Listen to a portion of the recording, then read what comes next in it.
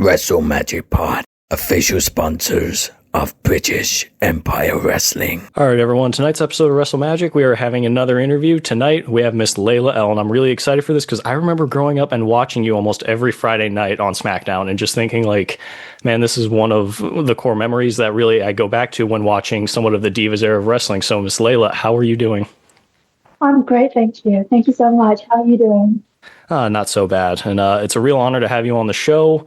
I'm just really happy to have you here. This is a really cool moment for me. And, why don't we just dive right into it? So what was your childhood like, ma'am? How was everything being raised for you? And when did you get into wrestling? I was actually born in England, which a lot of people don't know. I was born in London, England. I went back to Morocco. That's where my heritage is from. And I lived there till I was 5 and then came back to England.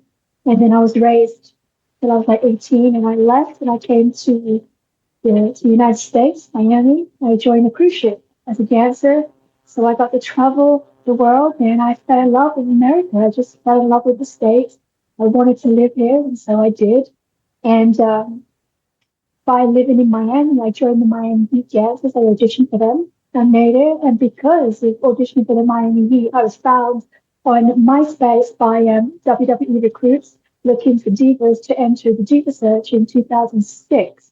And so I somehow decided to go. Didn't know much about wrestling, didn't know anything, of course, just The Rock, China.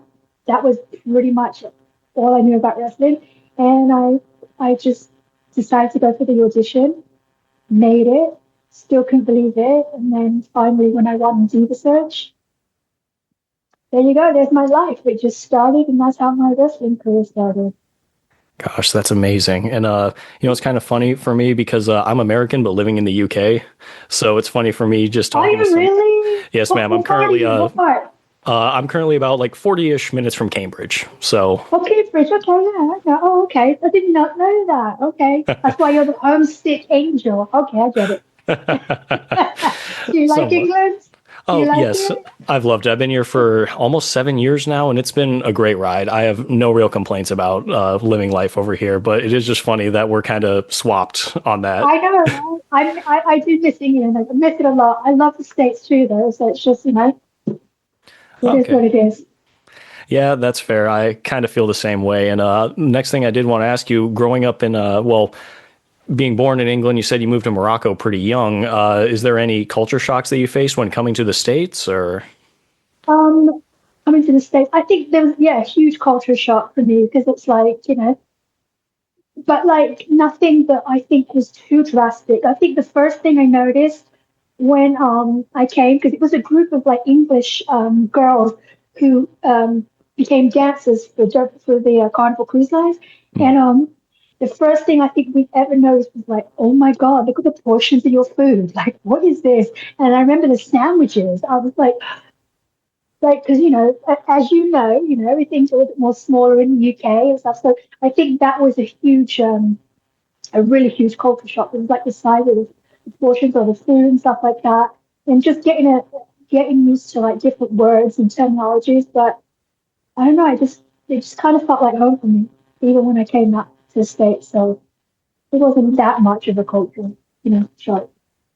Yeah, I hear that. I mean, coming over here, I remembered just little things like, okay, we drive on the opposite side of the road and things like that, but it hasn't been too bad either on my end. I don't think it's all that crazy different between these two. I think if you go other places, it might be a little bit crazier. In other places, I mean, you mentioned Morocco as well. How was growing up there? What was your life like?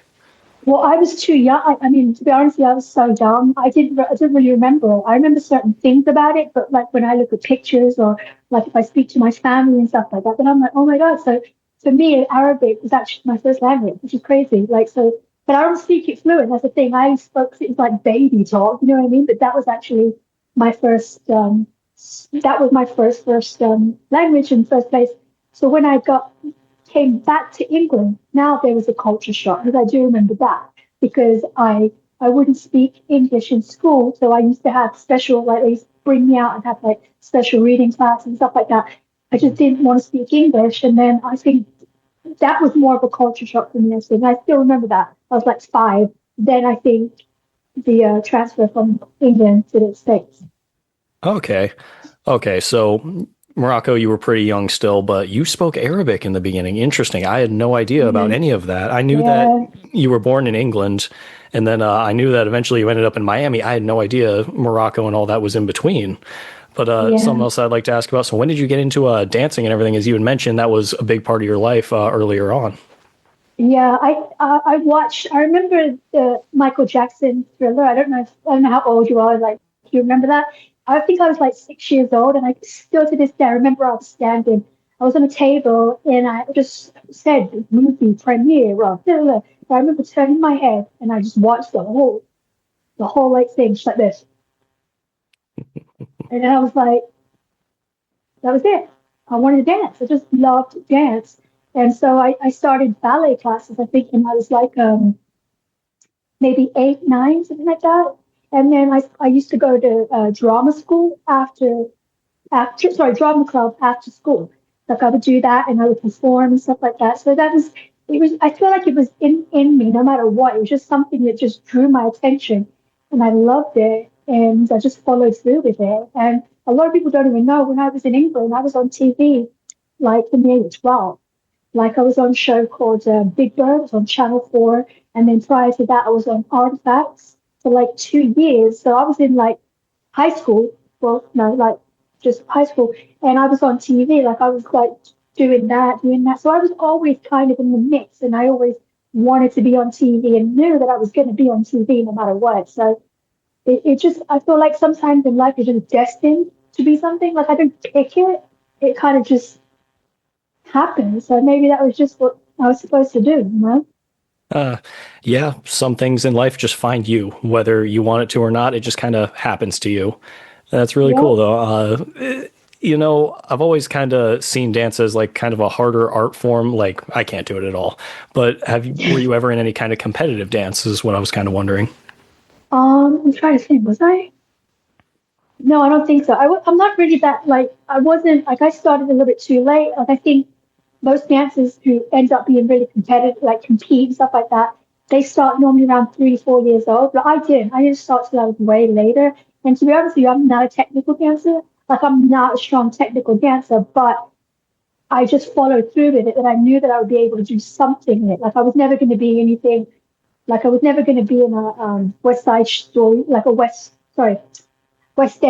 End show, or I was never probably going to be in a Broadway show kind of thing. I wasn't never good enough for that, but I felt like I had something about myself that I was able to make a living out of it, and I did for a very long time. So I really wasn't competitive like that. I never would have got anywhere, but I was a very competitive person that was going to prove that, I'm a performer and I'm a dancer and I'm going to make it kind of thing. Well, hey, that's valid. I mean, you were making money off it, so you were successful one way or another. And so, what exactly happened with you working with Carnival Cruise Lines? Did you just find an application somewhere and just apply, or was there some other story to it? I remember it was honestly like it was so weird. So I was with my first boyfriend in England, and he broke my heart. Oh, So I was at college, and I was at college. It's all good. It works out great. It works out perfect. I was in college, and they were like, oh, because they had newspapers there. We didn't have like the internet and stuff like that. They had like newspapers, and they're like, oh, Carnival Cruise Lines auditioning. And I was like, looked at my friend, and that's that day, and we're like, let's go. So it was like our lunch break. So we got on the train, went down there, we auditioned, and they're like, okay, let's get these people over here, over here. Okay, you guys are Sensation, you guys are Ecstasy. Are you going? We're leaving in 2 weeks. You got to sign the contract right now. And I was like, you know what? I need a fresh start. I need to prove to myself that I need to leave this, whatever this is. Signed it. There you go. That's my life. So it was just a spur of the moment. Nothing was really thought out. It just happens. And sometimes you got to look back. Like something like, I remember I was so devastated and everything, but it was the best thing that could have happened because look at what I got out of it. I never would have looked to leave the country, you know? oh, absolutely. And that's a really cool way to just, you know what, you had a bad moment there, but then you step into something that's really cool and something that most people aren't able to do. And you end up getting to travel like that as well. So did you get to travel to anywhere specific that you really liked? What was your favorite, maybe? Okay, that was my favorite. Barbados. That was, oh my Barbados? God, Barbados was so beautiful. The food, I loved going to Jamaica. Like I was going, like we were there every week. Even like Mexico, to be in Mexico, like I love Mexico. It was just so beautiful. I'm trying to think what other places did I see. Grand Cayman's gorgeous. Aruba.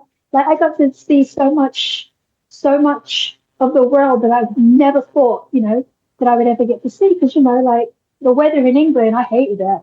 I Hmm. love England, but the weather for me, I just was just too cold. And then I got to visit like Miami. I mean, I fell in love with. I mean, Miami's so beautiful. So I'm very fortunate. I got to see a lot of beautiful countries, especially when I was at Carnival too. Oh, definitely. And that is a great way to travel. I believe 100% what you're saying because I've kind of been through similar things as well, traveling around. And now thinking about it, you were on a cruise ship and everything. I want to ask, and I don't know what it's like on a cruise ship. I've never been on Yeah. one. Did you get seasick at all? Oh my God. Yeah. So my first contract I was on, it was from Miami. I can't remember who it was. And it was hurricane season. And I didn't even think about being seasick. And no lie, as soon as it started like this, the five of the dancers, like they wanted us to perform. I was throwing up everywhere. They gave us like shots. I don't remember what it was. They had us up on Lido deck. It's basically the deck where you can like out in the open. And they put us on the lounge chairs and gave us these injections, and we slept through the whole thing. So I used to get really seasick. It was horrible. It's very scary too. I'm not gonna lie, it's really, really scary. Like you don't realize how like fragile, like you think about life until you're like, oh my God, like because you have no control. Nobody does, not even the captain. It was definitely I don't miss it. I'll just say that I do not miss it. I get scared sometimes to go back on cruise ships because I remember, some of the incidents. One where we were in the Mississippi River, that was one of the worst. We were in and out of New Orleans, and I swear to you, the waves were coming up over the ship, kind of thing. I really thought that we were going to be a goner. So it is a little bit scary. I don't know if I would go on it again, to be honest with you. But then I probably would, but I just remember those, and I'm like, they were scary times. Yeah, that's interesting. So you have no idea what they hit you with the shots and everything. You just, wow. No, I don't think it was anything major. It was just basically to just like have us stop throwing up, basically, and just it just put us to sleep. Jeez. So That almost seems I'm a little, glad.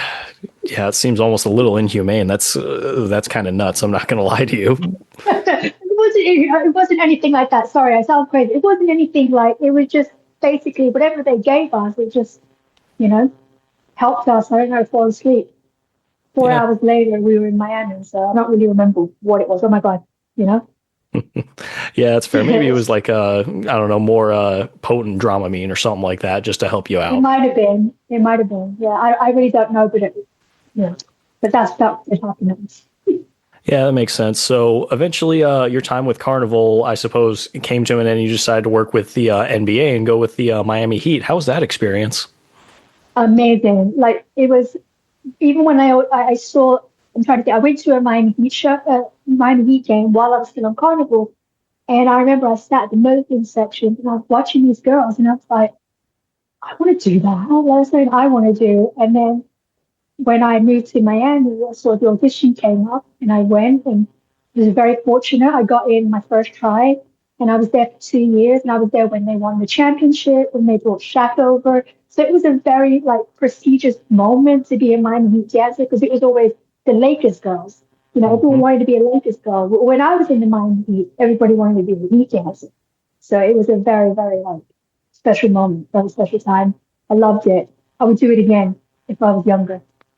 Hey, I don't blame you. It seems like a great racket. And I mean, now I'm kind of wondering. So you were a dancer when they won the championship. Do you guys get like rings as well, or no? Yes, we did. We got rings. Yeah, I have one. It has my last name on it. EL. Yeah, we Oh, got one each. that's awesome. That's really cool. So how close did you Yeah, get with the players as well? we weren't allowed to. We weren't. Really? It was in our contract that we weren't allowed to commingle with the players unless it was like when we were doing appearances together or anything like that. And it's always been that way. So when we got there, we were pretty much warned, don't you know, if they're at a club or you're at a club, you have to leave, kind of thing. I Yeah. see. I see. Okay. So You got a ring out of it. You maybe had a brush with Shaq, and I believe Wade was there at that point as well. Absolutely, yeah, both of them. Yeah, both of them were there. So yeah, you may have brushed by them at some point, but you never got to like talk with them, have a full on conversation or anything, even while traveling or anything.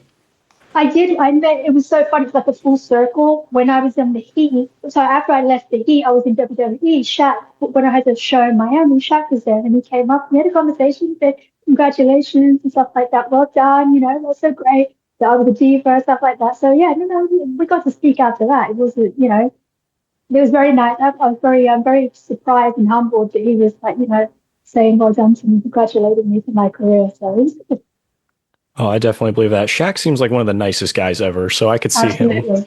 Yeah, for sure. Absolutely. One of the nicest guys, yeah. Definitely. So, getting into your wrestling career a little bit. So, it all starts off with the Diva search. So, what exactly was that process like, especially in the beginning? Is there like a application you had to fill out and then they just pulled you into it, or how did that work? It was through MySpace. Some lady from WWE Recruit was looking for girls to audition for the Diva search. And when I first saw it, I was like, I'm not going to do it. And then finally, I was like, one day, I was like, let me just do it. So I got up and just answered an email. It was the day of the audition. I was late because I wasn't going to go. And my good friend now, Jane, she waited. And I went in. It was like a 5-minute audition. And I thought, okay, not going to hear back. And then within 2 days, they were saying, we're going to fly out to LA next week.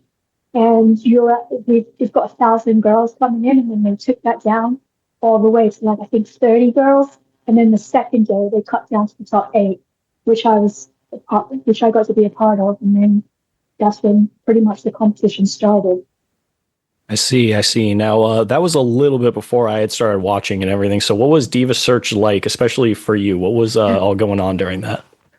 It was definitely, you've got 8 beautiful girls together, and some of them were competitive. Some were, it was just a very weird like environment because we travel with these ladies and stuff that we're for each other's competition kind of thing. When we first got there, we got pulled in. We were told some rules, to follow basically. So I pretty much stayed in the locker room. I didn't want to be around backstage. I kind of stayed like to myself kind of thing. And then when we were going out to the audience, I had no clue what wrestling audience was like. So to me, I didn't know that they like booed or cheered. Like it felt like pantomime, which you know about, right? Pantomime. So it felt like that to me. Like I was like, oh my God, they like interact, stuff like that. But then Miz went out there. And he made a mistake or something. He didn't say the number right. They started booing him. So we're backstage listening to this. They're booing him. So you can't even hear him. I was like, what have I got myself into? What am I doing? Like, what is this? But it ended up being great because at the end of the day, every week it just got better and better and better because the more exposure we got, the more the fans, liked us. There were some fans, of course, who didn't want anything to do with the Diva Search, of course, but it got better and the reaction was awesome after a while. I guess that comes with anything. There's going to be people that are for and against any little thing that any company does. So just kind of got to ride it out, got to figure out what you need to do to just be the best that you can be. And speaking of that, so what exactly was the training like for you backstage? And especially after winning the Diva Search, what was life like for you at that point? Well, when I won the Diva Search, my contract, I wasn't allowed to go to development or anything like that because I was already on TV. So that was ruled out kind of thing. So basically I was going to learn on the road. Like I was literally, and I think at first they were going to just have me learning on TV, but thank goodness that I could dance. They were like, oh, okay, so let's save her because this is terrible and put her over here, do that. And then she can train on the road.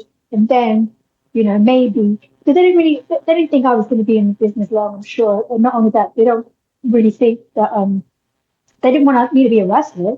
Like that was never really what the Diva Search was all about kind of thing. But I got to train with like the best in the business, like Fitz Finley. You know what I mean? He trained all the girls and he was training me, Billy Kidman. I even had like Kane one time. Like, so we were there. So it's like, even though I didn't go to developmental, I still got to train with the best that were in the business kind of thing. It was very scary. I'll be honest with you. It was very embarrassing. It was a very humbling experience. Very humbling. Oh, I believe you 100%. Instead of having to go to a performance center, start learning there in a controlled environment, it's like, no, get out there, figure it out, let's go. That seems horrifying and just, I don't know, I'd be scared out of my mind as well. I don't blame you. That's sounds like a horrible experience. And I'm sorry you had to go through that. I mean, definitely could have been better. But I think that overall your career still went pretty well overall. And I enjoyed a lot of the things that I saw out of you, even though, you know, as a kid, seeing you as a heel for a while, I was like, here we go again. But now growing up a little bit more, I'm like, okay, I can appreciate what she was doing and why, and just the way that things came out of it. So I do want to ask this next question because it's going to lead into others that are definitely going to come up. So who were some people that you were really close friends with when you first started traveling and everything? First started traveling, Kelly. Really? You know, me and her she started like a month before me. So her and I pretty much were like sidekicks, you know what I mean? Like I clinged on to her. I'll be honest with you, when I first like met her, I kind of like clinged on to her because I didn't know anything, you know what I mean? And I feel like Kelly and I grew up in the business together kind of thing. Like, you know, like learning and wrestling together and stuff like that. Michelle, the day I met Michelle, we connected right away. Like to this day, you just meet some people and you're like, I just know that person. And then look, later on down the line, look what, you know, what we created together. Crystal Marshall was really close to me when I first got there. Like she helped me out a lot too. I'm trying to think who else. Charmel.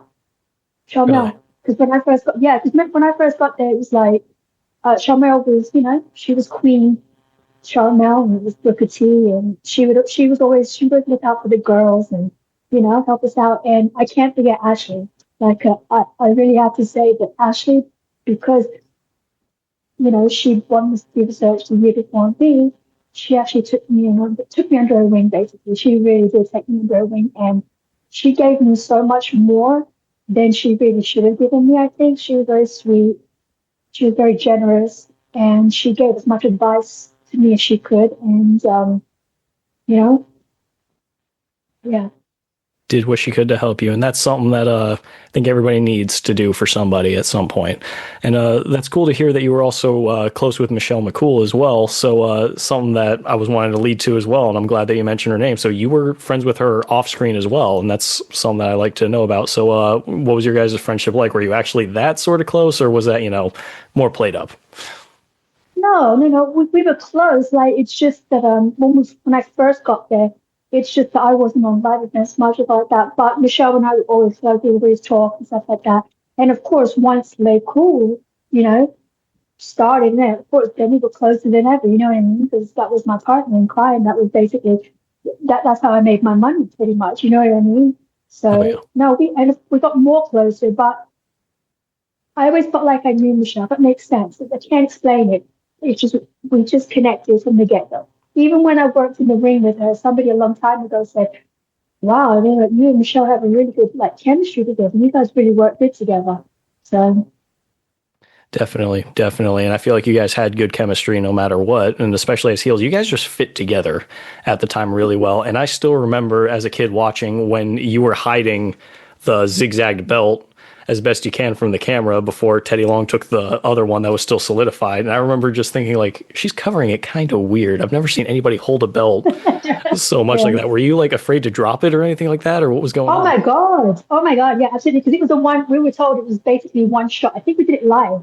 If I remember clearly, it was going live. So basically I knew that it was like, if I mess this up, like, you know, it's a lot of pressure kind of thing. And I thought it was such a great moment. It was, you know, so yeah, I was really clinging on to it. I'd rather look awkward than it fall or something happened, you know.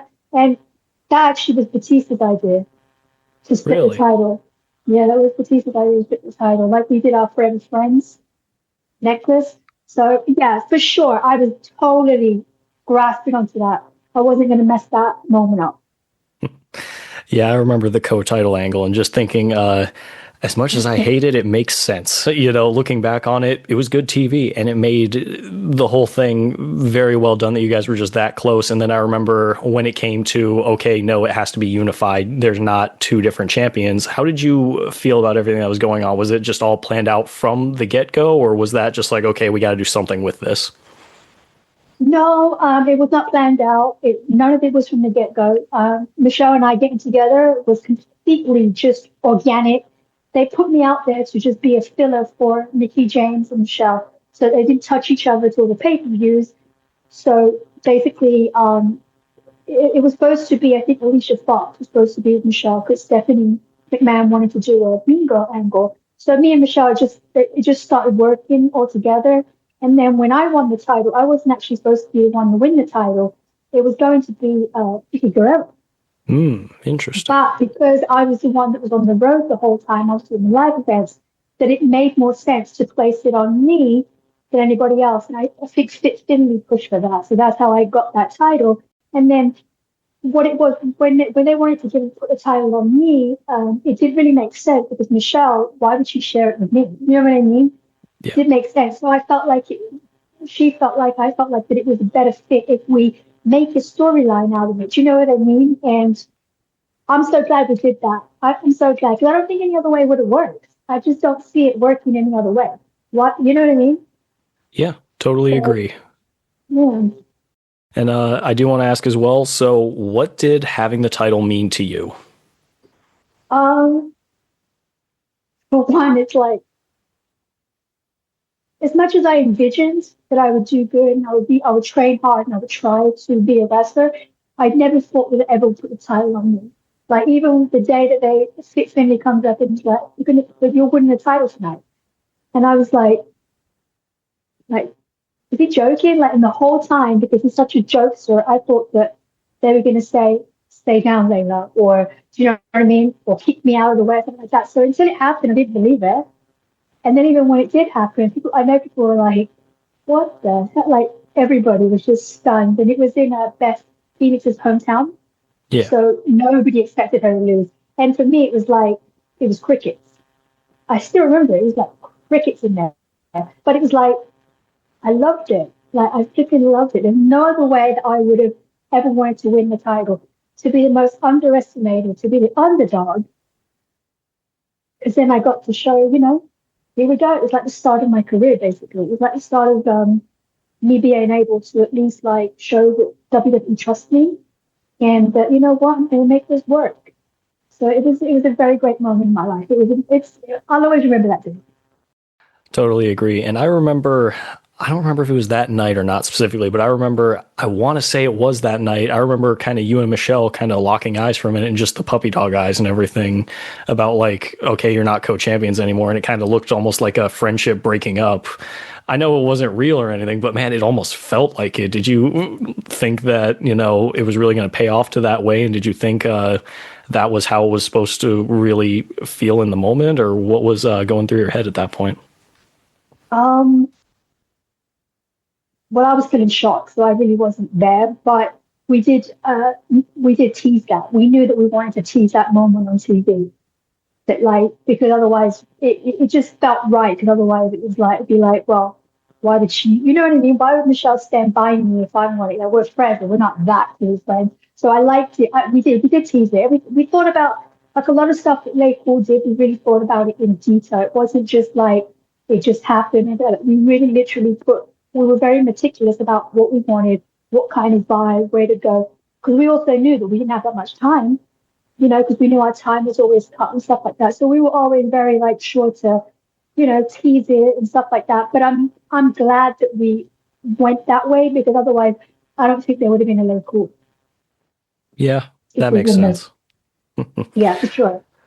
So I remember LayCool for some, not great reasons. That being, the bullying Mickie James angles and everything. And I'm sure you kind of look back at it now and cringe. How did you feel in the moment, and then how do you feel now? I mean, I'm sure you probably just saw it as, yeah, it's performance, it's what I have to do. But I'm sure a part of you inside was like, God, this is so mean. I'm sorry. When we first got to TV, By the way, Michelle and I never pushed for that story. That was never an angle that we pushed or we thought about. Like that was nothing. We just got told this is what we're doing. So when we did the first angle, I was kind of like, okay, we're going with this, okay, whatever. And then I thought it would end just then, but it didn't. And so we had to make a choice. It's like, do we just go through with this, or we were given an opportunity here? Do we go through with it and just not, So I think that Mickey, myself, and Michelle pretty much were like, well, we're going to make the best of it. Yeah. Pretty much, just make the best of it. It wasn't like it was us really against Mickey or anything like that. Not at all. We just decided, okay, we're going to make the best of it. And honestly, it was the first time that I can say that I genuinely, even Michelle, got heat from the crowd. Like, we go to live events, there are women like literally wanting to kill us and like screaming and stuff like that. So even though it was a very it was a tough situation, there was a thin line, and I did speak to Mickey. I told her, I'm really sorry, you know what I mean? This makes me feel a little uncomfortable, but, just so you know. And so it's never an issue between us. We all knew what we were doing, kind of thing.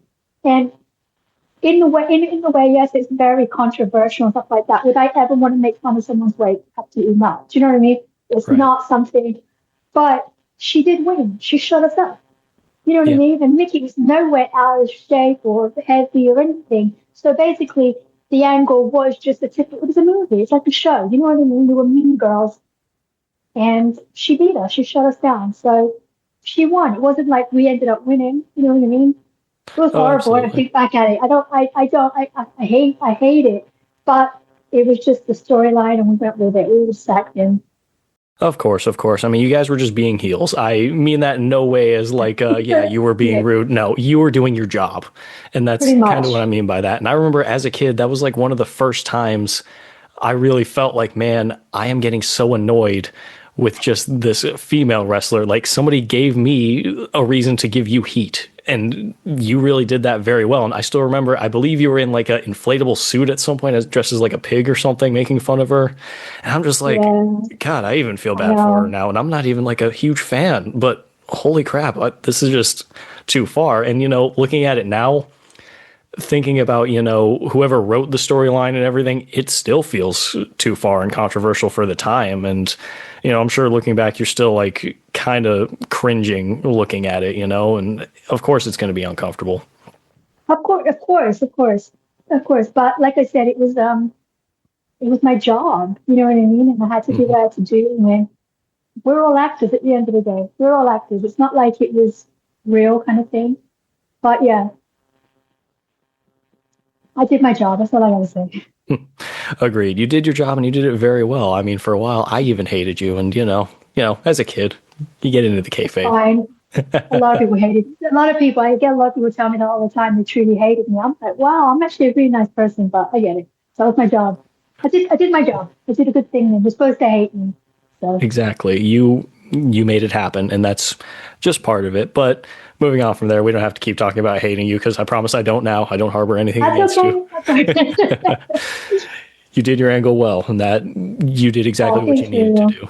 But yeah, I really think that you played the heel part very well at the time. And something else I do want to ask you about. So looking at today's roster, do you keep up with current wrestling at all, or no? I mean, I do, but I honestly like watch. I get more glued to wrestling, especially WWE, just for like WrestleMania. I love like the lead up to WrestleMania and then WrestleMania. It's like my favorite part. We have a mate, like, look at the women now. I mean, to me, it's like, I get blown away by the things that they're able to do and the talent. And, they're actually given time. They're actually, I feel like they cater to the girls so much more that when they train you at NXT, when you come up to the main roster, you have no reason to fail. There's no reason for you to fail, I think, if you come up to the main roster. I think the girls are amazing. They're not just like women wrestlers, they're like superstars. They actually get to compete with the male wrestlers, which is something that's like, to me, is like jaw-dropping, because it's like, what? That would have been unheard of. That would never would have happened in our day. Maybe China's the last one that I remember that was able to, get to that level. But no, I'm so proud of them, and I think it's it's amazing. The evolution of women wrestlers. Congratulations. And I'm excited to see what they do next because every year it just gets better and better, right? Oh, totally agree. And I think they've made leaps and bounds for the past, I'd say, close to 20 years. It has gone a monumental direction, and it is so much better than how it used to be at a certain point because you guys weren't really given the time. It was kind of sideshow act. That's when, and I hate to say it, but some people would say things like, oh, yeah, this is, the bathroom break match sort of thing. Always. Oh, my God. If I couldn't have heard that, it was always that way. But there was a time when, during LayCool, I felt like that did change a bit. I can honestly say that totally like changed. It wasn't as like profound. Okay, you know what I mean? And then with the Diva era, like if there was like time to be cut for matches, like I'll be in Gorilla, and I know we're coming up soon. I would just see like the male superstars going, okay, we need like 5 minutes, so we need like there, and then they'll be like, girls, you got 5 minutes. Girls, you got 2 minutes. That's with entrance and stuff like that. So it was what it was that we were given. But I'm still proud that I was part of that era. I love that era still. Oh, definitely. Be proud of your work. You really did well at the time. And it was a time where you weren't given enough, honestly. There was just not enough to go around for the women's wrestling at that point. And I've heard some interviews and stuff about, I've heard some rumor that you guys at times were told, like, yeah, you're striking too good. You can't be doing that anymore. Stop. Is that true? Yeah. We were pulled aside at meetings and we were told hair pulling, slaps, no punches. And I think it was after the Melina and Michelle pay-per-view match. I don't remember exactly what pay-per-view match it was. Before I became part of LayCool, but it was around that time that they were told that their pay-per-view match was like too good. So they had to take it down a notch. Yeah. Jeez, that's ridiculous. You guys were basically told, like, we know you're wrestlers. Don't go out there and wrestle as good anymore because, you're making others look bad. That's ridiculous. That was our job at the time, though, right? And I mean, for me, I wasn't a wrestler kind of thing, so it's like I get it. Like for the other girls that were wrestlers, I felt like it was a little bit more harder for them. It was a bigger sting to them than necessarily that it was to me. Do you know what I mean? Yeah. So, but they embraced it, and it doesn't mean that the girls didn't fight. I will say in the Diva era that the girls fought for everything they got, and if we got to succeed, we hit the bar of what they were allowing us to succeed. So we did hit that. So that's all we can do. You know what I mean? Oh, definitely. You did what you could at that point. And sometimes in a company that's trying to hold you down, that's all you really can do. But hey, you helped pave the way for the next generations because I truly believe that WWE really started to pick up steam with divas and everything, and just women's wrestling in general, I should say, around, I'd say, AJ Lee and Paige. Once that really started, I feel like that's where it's like, okay, they're finally figuring out, yes, people will watch women's wrestling. You just have to make it a good enough product and give them the time. There's nothing wrong with it. So along with what I was talking about with keeping up with what's going on now, who are some of your favorites that you watch nowadays? Well, I think Tiffany Stratton's, I really like her. I really love her work. I really do. I think she's only young. She's like, 25, 26? I think she's going to be a big time star. Rhea Ripley, when she came about, I was like, wow. Like, she just defined superstar to me. Not female wrestling. She's just like a superstar. I'm trying to think. Jade, I think she has an amazing look. Like, she just stands there and she's like star quality. I really enjoy Chelsea as well. I love her. I think she's like the diva in this company and in this like time frame right now. I think she's very entertaining. I do enjoy watching her. I'm trying to think. There were so many. Becky Lynch, like, I mean, is she just like I'm just like blown away. I remember when I was coming out when she first came in, and she's just, I mean, to me, she's had a great career. She's going to be she's made a great name for herself. I'm trying to think. Hold on. I can't think of her name right now. Sorry. She's Hey, take your time. It's all good. She's so amazing. I can't think of her name right now. Lost my mind. Samoan wrestler girl. Samoan. Right now. She's great. She's The Rock's cousin. Oh, you're talking about Naya? Thank you, Nia Jax. Yes.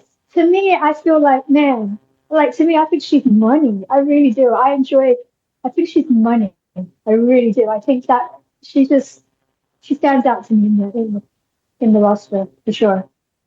Okay, that makes sense. And I think she does well in certain areas for sure. Not every area, in my opinion, but we've all got our opinions about whoever and whatever. No, yeah. No, I've seen some of the stories about her, but I think for her character-wise and everything, I just think she stands out for sure. Oh, yeah, I agree. She does stand out, especially her size really does help with that. And I mean that in not a derogatory way, anybody out there trying to paint me in a bad way. But yeah, her size alone does make her stand out amongst everybody else, her size and her strength. That's something that you want out of a giant and a monster heel. That's kind of just what you want to see. And you mentioned Chelsea Green as well. I honestly kind of get the same feeling of heat from LayCool that I get in Chelsea Green. Do you see a little bit of yourself at all in her, or at least your guys' act? She's entertaining. Yeah. I think she's entertaining. And I think when you look at LayCool, we were entertaining. You know what I mean? Like, she's talented. She's not, I like it because she's not ashamed to make herself look foolish on TV or anything like that. She plays her character very, very well. I enjoy watching her. I can see she's got a long career. So. Totally agree. I think part of it is just the group that she had that was like her Secret Service and everything.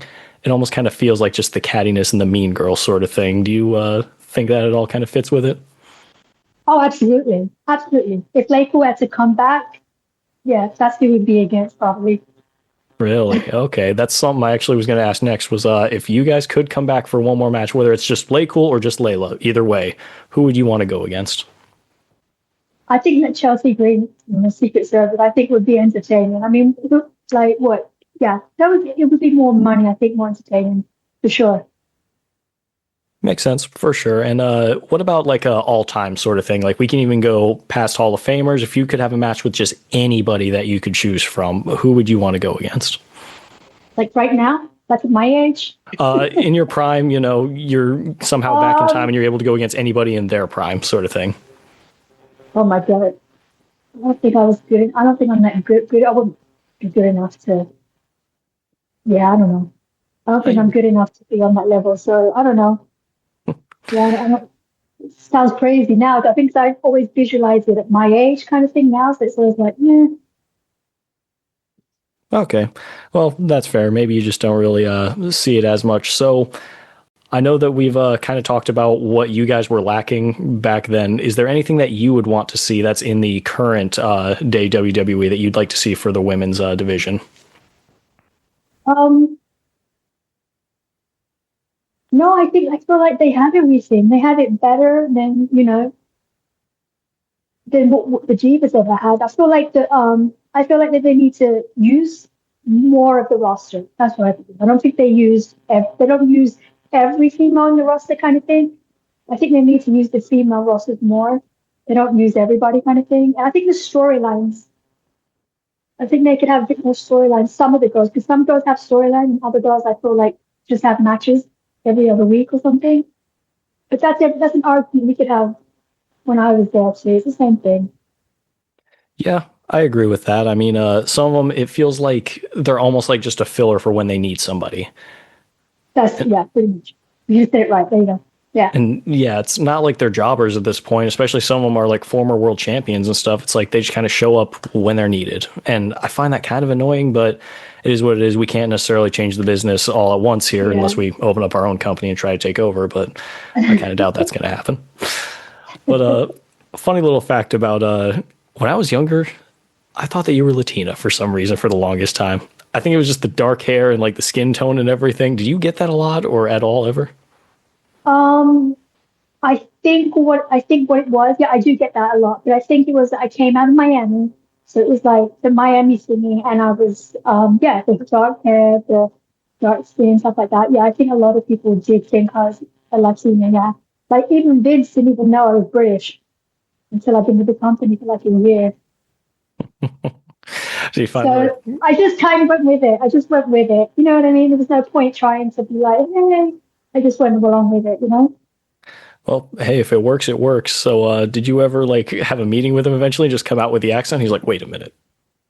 No, we were in England. It was like my first time in England with the company, and Michael Hayes was the head writer of SmackDown, and he came up to me and he goes, I was just talking to Vince in the production meeting. He didn't even know you was British, and I was like, oh, so that's how I found out. He thought you was Latin with a broken accent, and I was like, oh, okay, yeah. So that was how I found out. But then but it's fine because after that, that's when I got put with William Regal. Once I think they kind of put it together.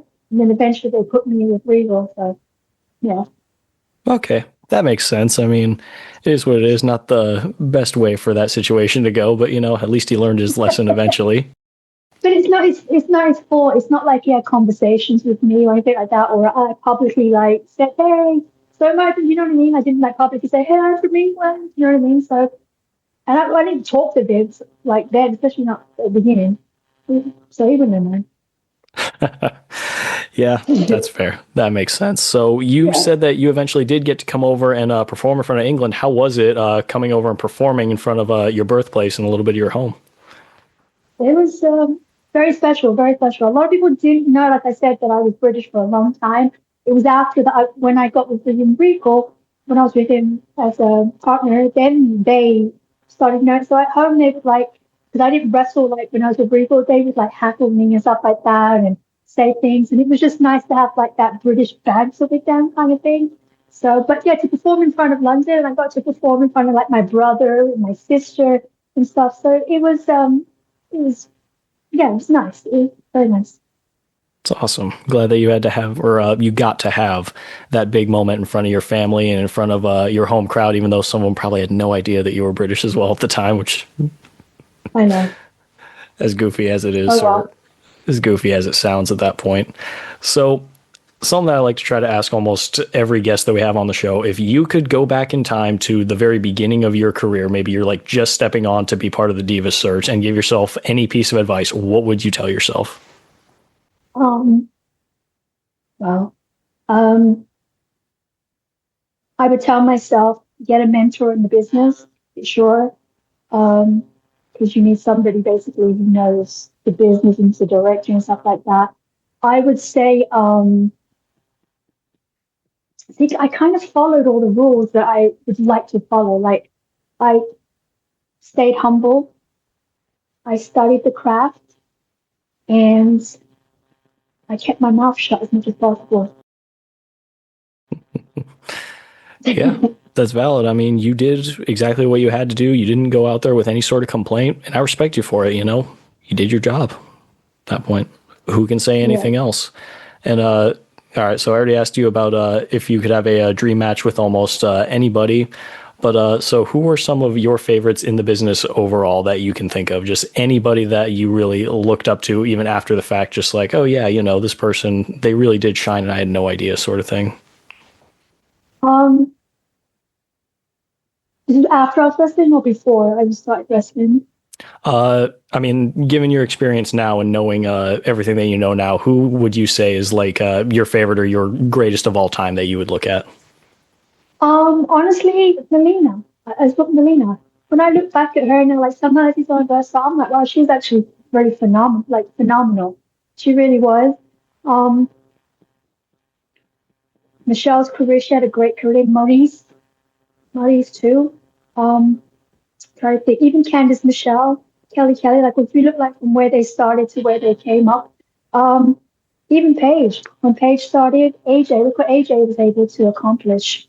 I think when I was in the business and like when I was there, you don't see everything. You don't really see it. But now that I like step back and I'm doing like research for my podcast, which is all about the Diva era, I actually have a lot more like respect for the girls, like a lot more respect and a lot more like wow, because I felt like when I was in the company and the girls were there, we were all competing because there really wasn't many, spots, and that was the environment. So I think I think myself, I don't feel like I appreciated a lot of the talent, and like that. But looking at it now, I look back and I'm like, wow, yeah, she was amazing. She was really amazing. So yeah, those are the I see, I see. And those are a very good list of names because at the time they weren't really given enough. And it's kind of hard to gauge with some of them, like how talented they actually were and how much work they were putting in. You know, most viewers would have no clue what all was going on behind the scenes and everything. So I definitely hear you there. And you mentioned that you have a podcast now. What is it called, ma'am? Podcast is called Lay Talk Podcast. It's not out yet. I'm still working on it, but I'm planning to have it out. If it's not by the end of the year, the new year, I want to have it out. I have to stall it for a little bit. It's called Lay Talk Podcast, and it's literally going to be dedicated to the Diva era plus the Diva search. And it's a celebrate. It's like I'm going to celebrate women's careers. Like I want to have the Divas on there personally, let them talk about stuff that even happened backstage that you guys would not know, that would like to know, and just be able to look back at their careers, like from the beginning all the way to when they retired and stuff like that. And I think it's going to be a lot of fun. So it's going to be fun. Okay, and you just reminded me of something with talking about your podcast and everything, and I'm glad that you're able to promote it on here and everything. But there's something that I've always wanted to ask about because my family and I have talked about this a lot around that time. Now, I remember, I believe it was Michelle McCool. Her finishing move was essentially the Styles Clash, and I remember seeing it and just thinking, like, you know, that's what TNA's top guy is using. Was that a planned thing that was like you guys had to do it, or did you guys choose your own like finishing moves and it just happened to be a coincidence? I don't know. We could, but for her, I don't really know. She was using that move before I became close to her, so I don't know if that came up, you know, organically or whatever. But some of the finishes, like we were told we could use and then we couldn't use, kind of thing. So for me, I actually, I had mine. I think Shelton Benjamin helped me create my one, the layout, which was from Ricky Rude kind of thing, and they didn't say no, so mine was okay. And then I think like, but most girls I think were able to pick their finishers unless you were told otherwise. I think there was one finisher that was taken away. I just don't remember which one it was because it was one of the girls was going to get hurt. So they did say like we couldn't use it, but other than that, I know that I was able to pick mine and they never said anything. So I guess that was okay. Okay, that makes sense. And I like that you were even able to give the backstory about Shelton Benjamin helped you with that. I had no idea that you were getting, you know, that kind of help to develop that sort of thing. Is that like really common backstage? Just, you know, you help each other out to figure out these kind of moves? I kind of never really thought about that, you know? Yeah, well, for me, because when I got there, like, I wasn't allowed to go to developmental. I was going to basically train on the road. That was it. So for me, I would just grab anybody in the ring, whoever was in the ring, and just like get advice. And people were really, really helpful. And Fit Finley, who's like basically the diva, like king, he would like get there early. We would have to get there early. He would train with us like at least 2 hours every day before a show. He would train with us, teach us stuff. And even one time I had Kane help me. I couldn't do a frog splash properly. He showed me how to do it. So I was very fortunate that I did get to ask WWE superstars, and they did help me out a lot. They did. Okay. I mean, that's really cool that you got the help that you definitely needed at that point because they didn't train you right in the first place. But, you know, it's cool that you eventually did get it on the road. I'm glad that you were at least able to get that kind of help. And now I'm just imagining Kane doing a frog splash, and I'm a little terrified. Oh, no, he didn't do it. He didn't do it. No, he didn't do it. He just had it. It was just like, Layla, this is how you do it. He didn't do it. He just basically kind of like told me. Yeah. Okay, that makes sense. I was having some really terrible imagery going through my head, or terrifying, I should say. No. But that is cool that you had gotten that help. So who were some of your favorite people to work with back then? I love working Kelly. I can't explain. Like I said, we started together, and at the end of our careers or whatever, we just knew each other's like. We just knew like what we were doing in the ring. We could just call it out, stuff like that. And I just knew what she was going to do. I loved working with Michelle McCool. I would do it over and over again. I enjoyed working with Natalia. I've had so many great matches with Natalia. I'm trying to think who else. Nikki, because Nikki really did like when I started wrestling with these girls, I was not a wrestler. So basically, I was wrestling with all these girls who are wrestlers, and I have to say, like, each one of them really were very helpful to me. I learned a lot from them. I mean, hey, you learned on your feet, and I think you learned pretty well for the circumstances that you were put into. Having an athletic background and dancing and everything was definitely helpful, but I think one of the big takeaways of this whole episode is just you guys were not given enough at that point. You know, the Divas era, and it's weird because I've talked about AJW back in the 80s, over in Japan. They were not given enough appreciation, and it seems like it's just a reoccurring theme at this point. Women's wrestling up until now, it never really has been given enough. And I think that's kind of the big subject here that really comes down to. What do you think? I definitely agree with that, because I definitely do agree with that, but it's amazing to watch what it is now. So, it's the evolution of it. And I feel like I look back at it and I'm thinking, like, I just don't see it being any other way, because literally from when I got there, they just stopped doing the bra and panties match. Like, I never did one of those matches. So it was like, it just evolved. So I'm grateful for what I got. Like, if that makes sense, like I got to be a part of like this first ever Divas tables match. So to me, it was like, that was a great accomplishment. We wrestled for the World Heavyweight Championship against Edge. Like, there were so many great things that I can say I'm happy for, and that I broke the barriers. And it's just the evolution of that's just how it goes, But it's evolved now, and I think it's going to evolve even more, and it'll be great to watch as an old lady, seeing what like women wrestlers will be at that time.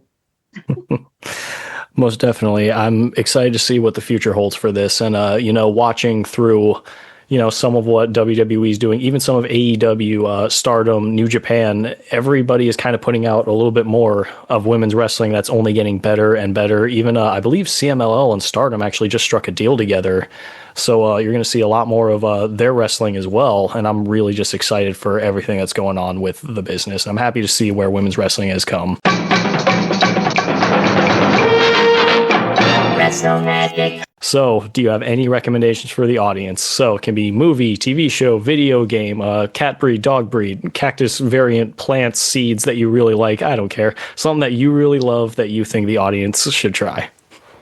I think because you said that you were living in England, right? And and then I'm living out here in the States.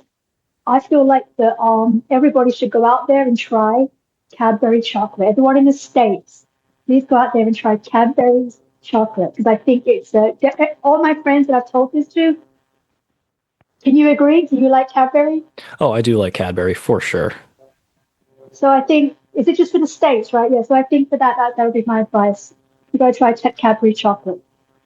Totally valid. And I'll give you one as well, because being here in England, there's a lot of different chocolate and such that I have tried that I never even heard of being back in the States. And I'll say everybody should try a Wispa or a Twirl bar, because... Oh, there you go. Yep, there you go, right?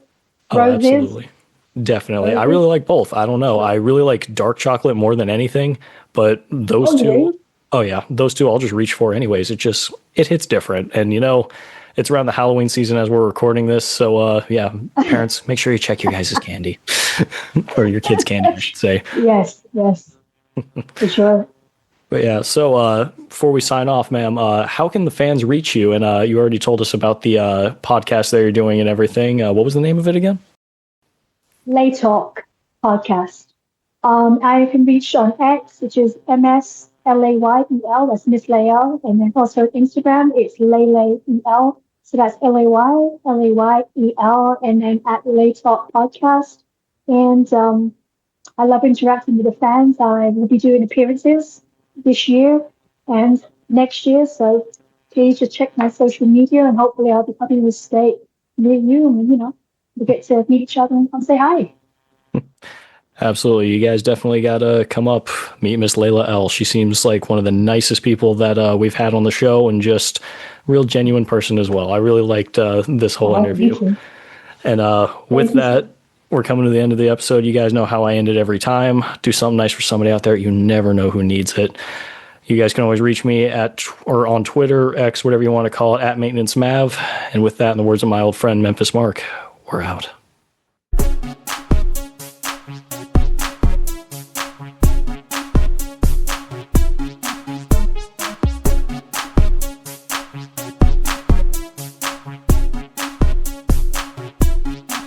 Wrestle Magic.